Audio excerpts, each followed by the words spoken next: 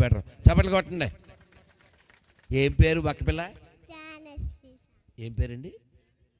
జ్ఞానశ్రీ. ఏంటి గట్టికి దెబ్బతిందా? పడిపోయావా? సరే బంగారు తల్లి అన్న. ఏం చదువుతున్నావు? ఏం క్లాస్ తెలిసారా కుప్పం? ఏంటో పిల్లలందరూ అంతే. ఆ తల్లుడు అలా చెప్తారు ఏదో తాడి చెట్టులాగా. మళ్ళీ అడుగుదాం, ఏ క్లాసు? ఎరా విన్నారా? ఏంటో ఈ అబ్బాయి ఏ పిల్లైనా అంతే. సరే సరే నాన్న థర్డ్. తెలుగులో చెప్తావా? ఏ క్లాస్ నువ్వు? 3వ తరగతి. ఏ కొట్టండి.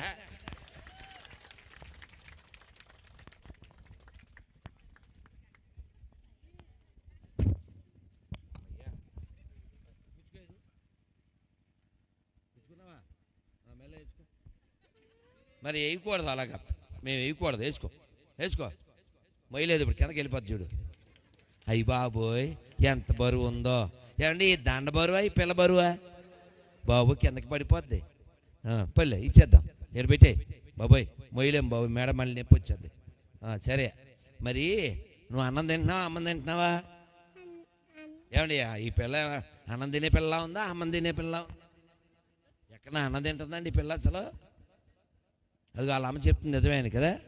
నన్ను బంగారు తల్లి నాన్న, మనం రోజు సూర్యుడికి దండం పెట్టాలా వద్దా?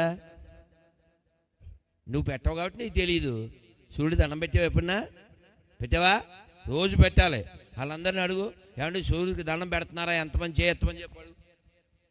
అడుగు అడుగు అడగాలి తొందరగా. ఎవరైనా శివుడికి రోజు దండం పెడుతున్నారా?